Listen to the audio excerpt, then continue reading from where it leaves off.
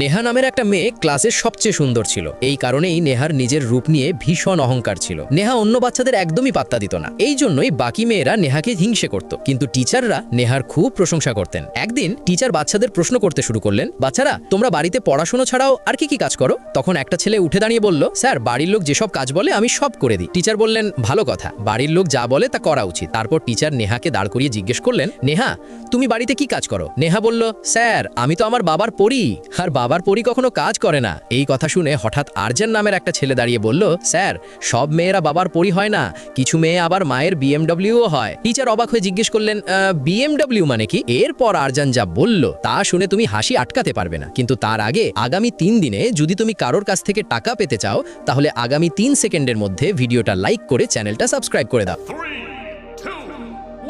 আরজান বলল, sir BMW মানে বাড়ির ম্যানেজমেন্ট ওয়ার্কার।